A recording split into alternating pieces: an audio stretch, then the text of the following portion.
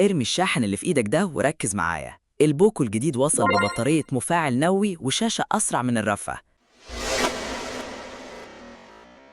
أهلا بيكم يا شباب. النهاردة احنا قدام البوكو M8s 5G، الموبايل اللي حرفيا جاي يقدم معادلة صعبة جدا في الفئة الاقتصادية، من شاشة لأداء لبطارية جبارة. وقبل ما نعرف الوحش ده مخبي ايه، انزل دلوقتي اخبط اللايك المتين واشترك في القناة عشان يوصلك كل جديد في عالم التكنولوجيا. ويلا بينا.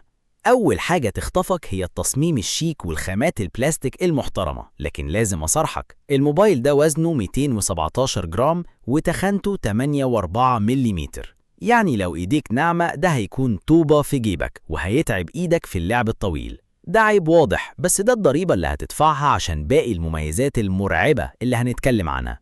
وعشان ينسيك التقل ده، بوكو دلعتك بشاشة AMOLED ومنحنية شكلها فخم جدا، والأهم إن ترددها 144 هرتز. سلاسة مرعبة في التصفح، أسرع من الإيجيبشن جيك لما بيشوف عرض خصم في كارفور.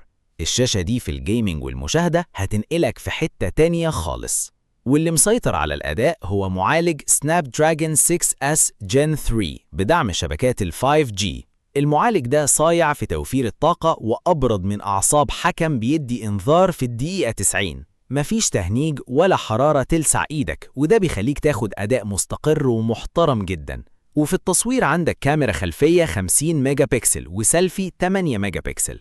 أداء عملي ومحترم جدا للفيديو والستوريز في الفئة دي. ونيجي بقى لبيت القصيد والميزة اللي بتمحي أي عيب فات، بطارية 7000 ملي أمبير.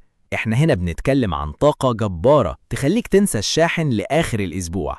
الموبايل ده لو قعدت تلعب عليه البطارية هتقولك ارحمني يا ابني، أنا مش عايز أنام، روح انت نام وسيبني صاحية.